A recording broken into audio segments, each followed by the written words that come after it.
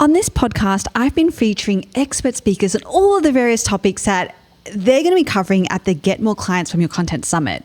Topics ranging from creating content that sells, growing an audience, and then importantly, leading that audience to actually buy from you.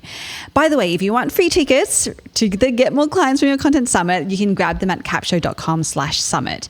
And in today's episode, I'm thrilled to introduce Stacey Lauren, the founder of Do the Thing.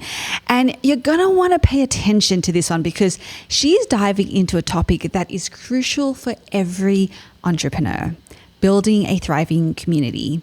Stacey has built an incredible, engaged community of her own, and today we're going to learn her secrets. Secrets like why building an engaged community is different and better from just getting engagement on social media, how to build that thriving community with only a handful of members to start with, and the only thing that you need to do to create engagement in your group.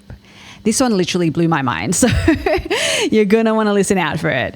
Oh boy, if you're like me and you've struggled with building a group that didn't feel like a chore each and every day, then this episode is definitely for you. My name is Deidre Shen, CEO and co-founder of Capshow, the fastest way to create content designed to get you leads, and this is Win the Content Game.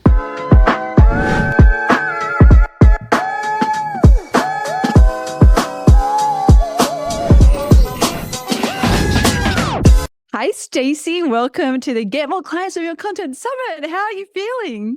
I'm good. I'm so excited to be here. Right. I am so pumped. Oh my gosh, your session. I know that we were doing a bit of prep work beforehand going into what you're going to talk about. And I was like, as we were going through it, I'm like, not only does everyone actually need to know this stuff, like I need to know this stuff. So I am doubly excited because I'm going to be learning so much.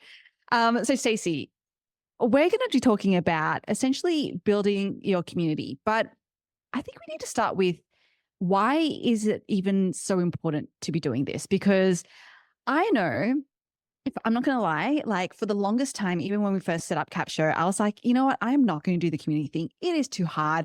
I've done it before. I got no engagement. It just felt like I was doing this thing because I was told to do it with no real results. But what I love about what you're going to be speaking about is you actually tangibly get people results. So, but why is it even important to have a community? Yeah, it's such a great question because I think there's so much confusion out there about, number one, that it's going to take a lot of work, right? Or like, what is the point of it? And I think what is really important for people to know is that a community is different than regular social media.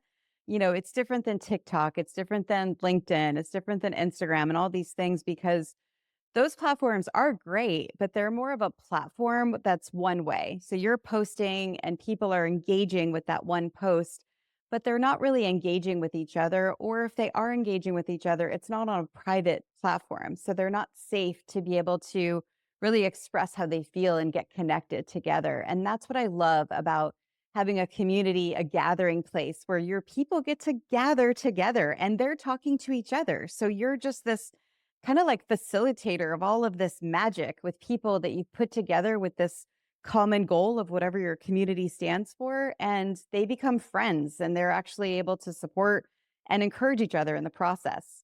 Okay, so again, not gonna lie, like I hear that and I'm like, I've been sold the dream. I've been sold this dream, Stacey. I've been sold the dream of, let the people hang out and look after each other. But it takes, I mean, like I feel like it takes a lot until I saw you and how your community, like you have an amazing community yourself, like such amazing people who are so bought into not only you but like what you're doing and we're going to be talking about shared goals and things like that, which I'm so excited to get into. But I really want you to just help me debunk some of these Yeah. like hesitations that I know that probably a lot of us are feeling. And what is it that we do actually need to be focusing on to make this work for us?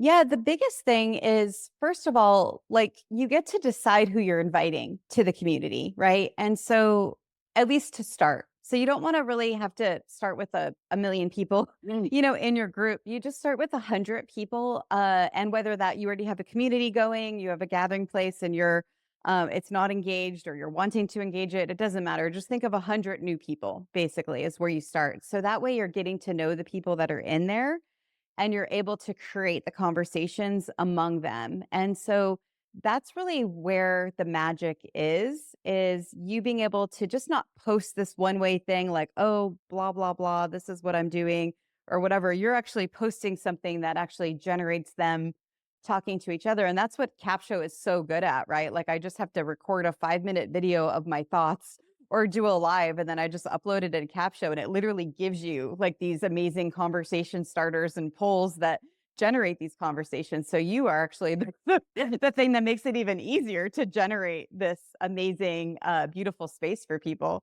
Oh, thank you. Thank you for that. Okay. So I want to go back to, because I know that you mentioned, stop focusing on the numbers and you mentioned 100 people. So can we go into that a little bit more around like what number, if it's even important, is, does kind of success look like in terms of creating a really thriving community? Yeah, I love starting. I say 100 and it doesn't have to be 100. It could be less, it could be more, but it's really having like 10 people out of whatever that number is that are showing up. They get it. They're aligned with your mission because then they become the welcoming party for everyone else that joins. So if you do decide to do ads and you want to blow your group up and you want it to be this big thing, it is no longer on you anymore. It's on these people that have already kind of like been united in your mission and what you're doing. And they've been part of this like co-creation process, right? Of you saying, hey, this is new, this is what I'm doing. Or if you already have a group and you're revamping it, it's like we're revamping it. People love being a part of that process.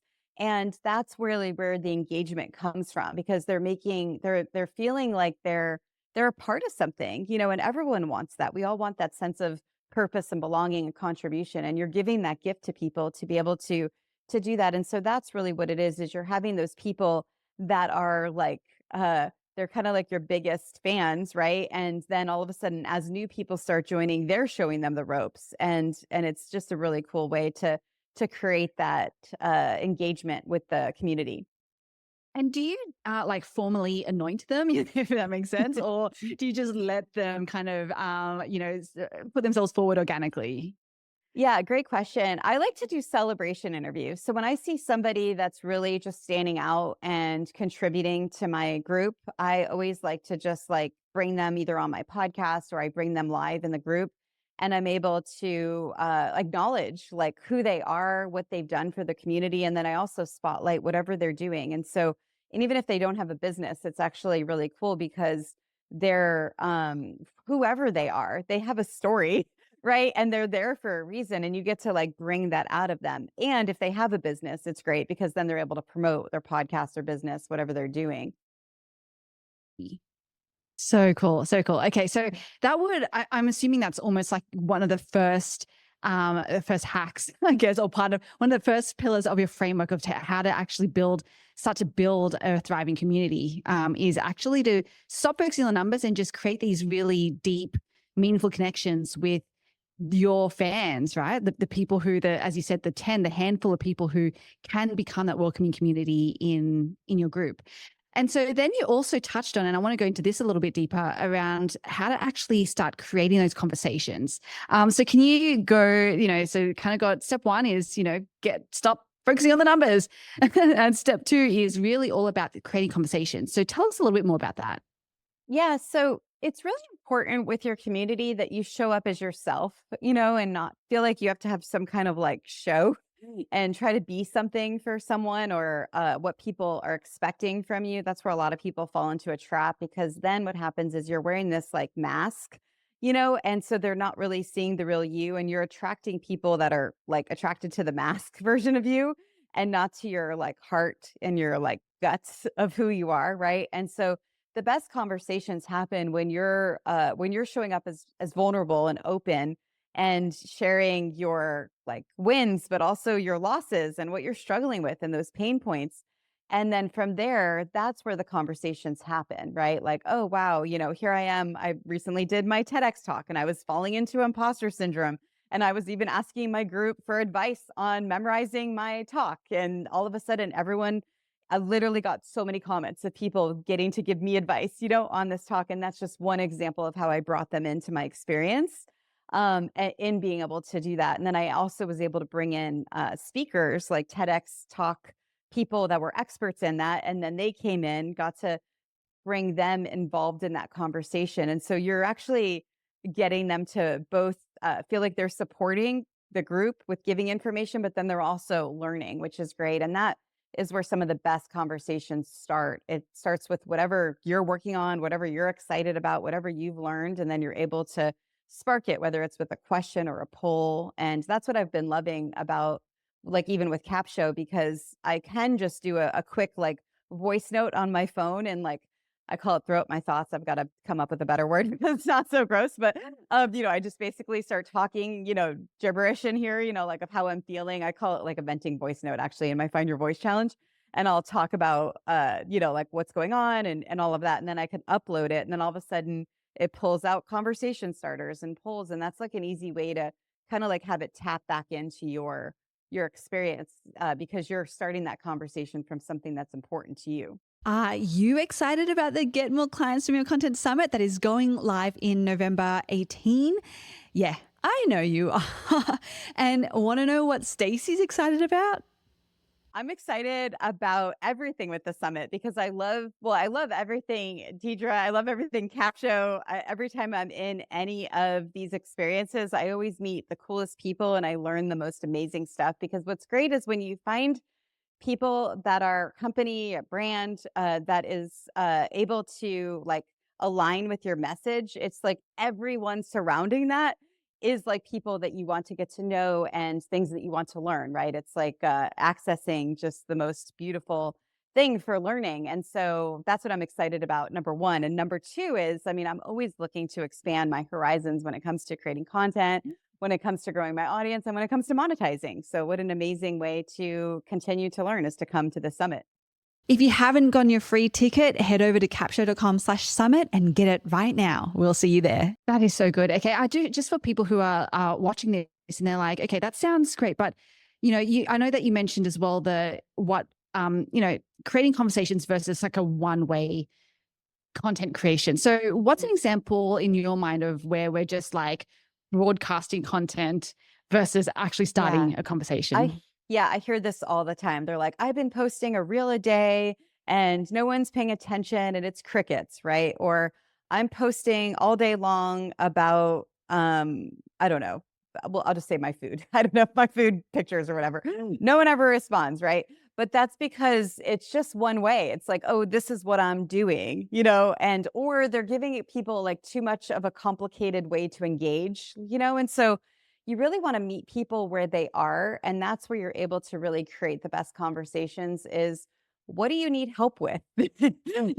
Where do you need the most support? Like, what are your goals? And you ask them just like one question that's going to ignite whatever that conversation is. And then what's cool is, like we all have seen this before. You actually go back to certain posts and certain things because you want to see what people are saying, right? And so that's kind of like what you want to do is you want to create a space that you want to hang out and that you would be looking because you're interested to see what people are saying. And that comes from even like discussion forums, right? Like it's like all these different things. It's you're basically creating your own discussion forum in your group, but because you're the one facilitating the group, you have ownership of this thing. So when you have an offer that you want to sell or a YouTube thing that you want them to go to, they go to it because you're the facilitator of the space, and you're able to invite them to a masterclass if you have a masterclass, and they will come because they're in your world. And this is a really, really great segue actually into that concept of a shared goal because, I totally buy into what you're saying, Stacey, but I think a part of them doing the thing that you want them to do is because you all actually are coalescing around something common. So talk to us a little bit about what the importance is of this shared goal and how do we actually bring this to life when we're starting to build a community? Yeah, you're speaking my love language right now. So just so you know. So this was kind of like where my research has lied. This is what my TED Talk was about. It's really exciting because I spent like years, I owned a staffing company for 20 years and saw all these patterns of people just getting stuck in their head and not wanting to, like take the job that they wanted or, quit the job or whatever it was because it was fear or thinking they weren't good enough. So when I exited that business and I started to do the thing, I'm like, great, now I have an opportunity to help people reach their goals and their dreams. And I did 80 interviews on my podcast. I ended up dissecting a formula. There's 6 steps, but there's one step that really stood out when I started to test the formula in a Facebook group and I did challenges. And that is the one that no one really talks about, which is I call it my people, which is being around people that have a shared goal. And it's different than your friends and family. It's different than your like minded friends. It's different than your normal support network because a lot of times, like, imagine if you want to run a marathon and you have like encouraging and supportive friends, they're not going to help you run the marathon. But if you join a running group, like they're going to help you run, right? Because they're going to be running with you, or they know, like when you're like, oh my gosh, I'm tired. I don't want to run this 10 miles today. Instead of your friends saying, then don't run it, they're going to say, the people that are like with them, they're going to say, no, let's do it together or take breaks. So they're going to give advice that makes sense, right? Or they'll be able to help the other person that's running, which makes them feel like they've got some kind of purpose. And so that's what the shared goal does. And it's being able to get people connected and united to this common purpose. And that's what's so cool is it brings in all of these different people around that common purpose. And so that's what you're creating your group on. And so if you have a brand that we'll just use Capshow for example, like I loved the challenge you guys did. It's creating content, right? So the common purpose is creating content. You're not just talking about content.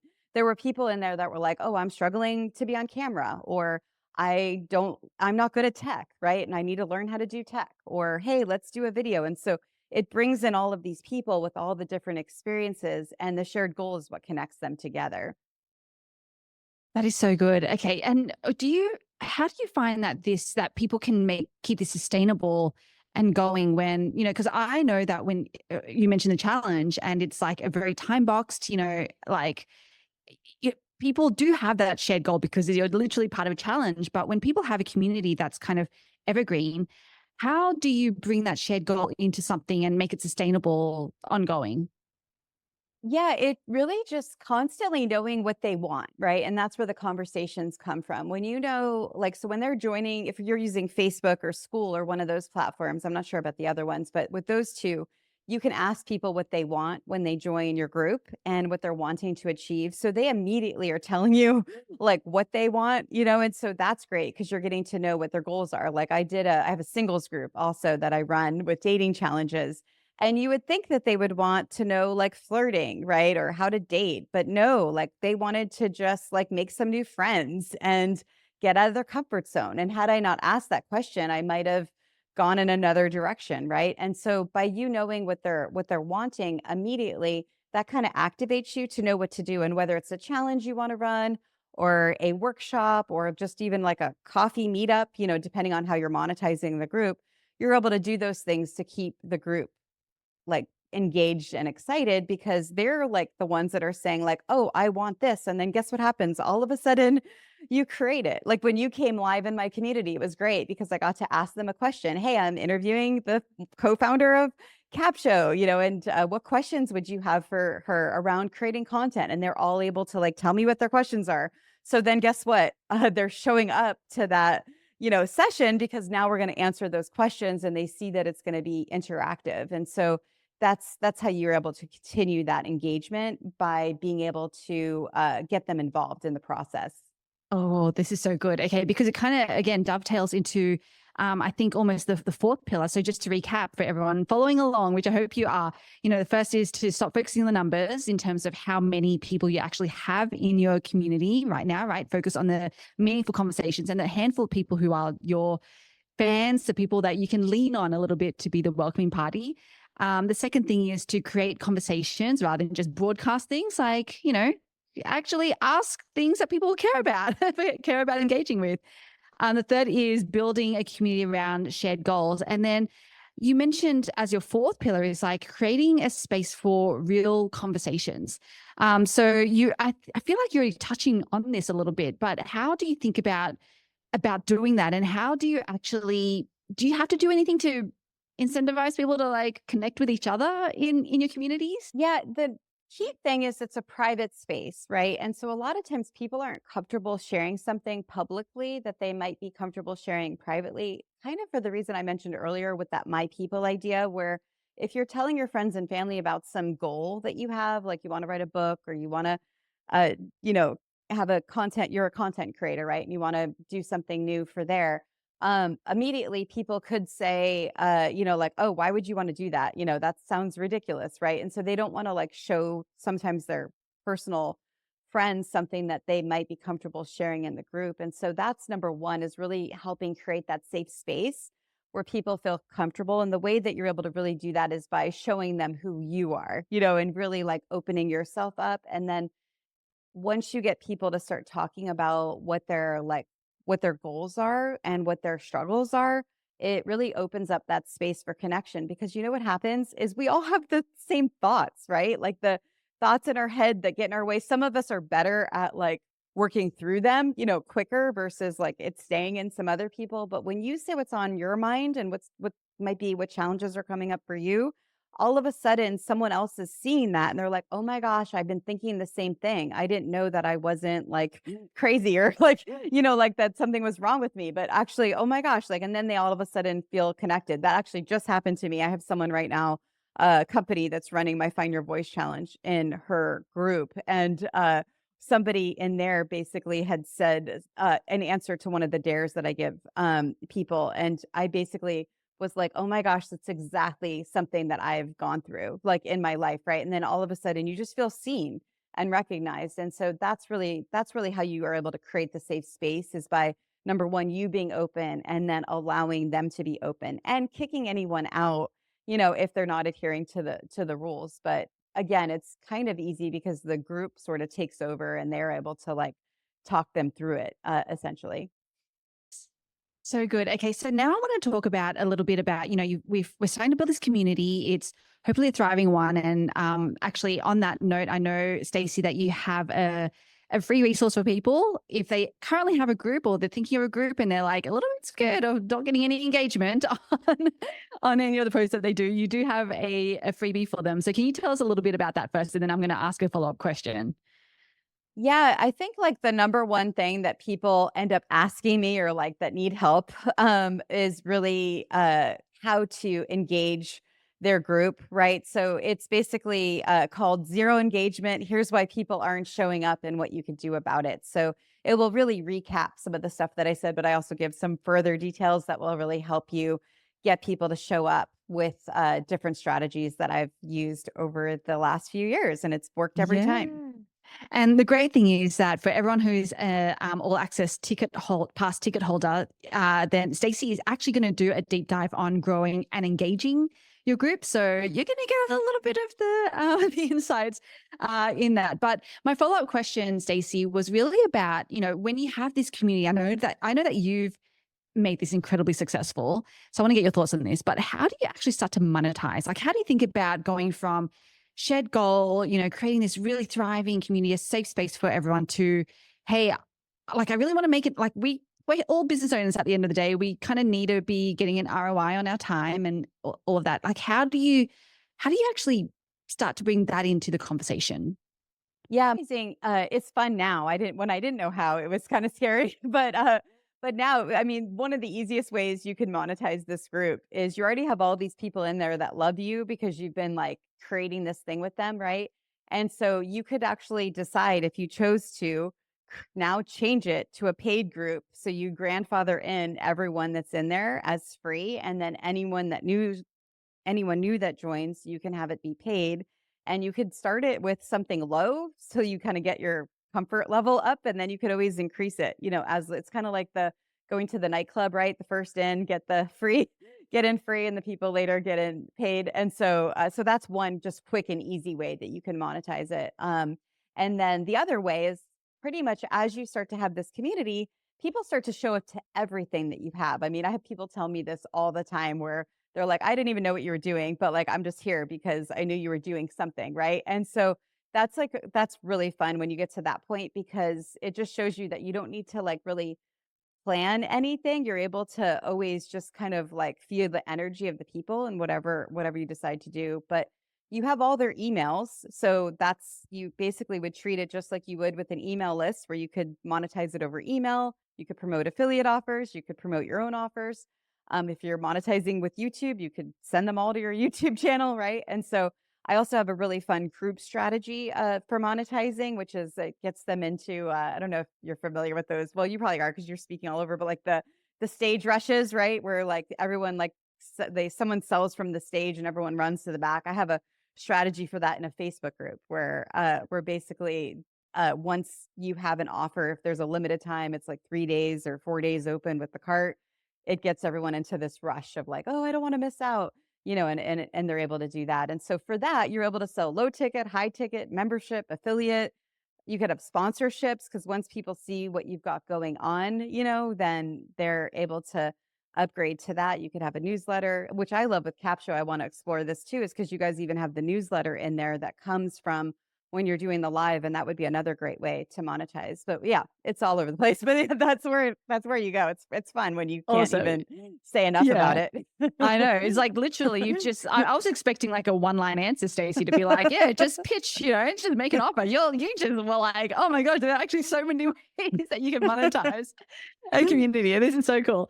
So much fun. Okay. So for everyone who wants to learn more about what Stacey does, etc., just opt into her freebie right now. It's zero engagement. It's going to be super helpful for you anyway, in terms of like finding out why people aren't showing up and what it is that you can do about it. So we'll leave the link to that below. And if you are an all access pass ticket holder, then you're in for a treat because literally the second session that Stacey is going to do with us is deep diving into growing and engaging a group. So thank you so much, Stacey, for your valuable time and all of the insights that you shared. And for everyone else, we'll see you on the next one. And there you have it. Some fantastic insights from Stacey on how to build, engage, and even monetize your community.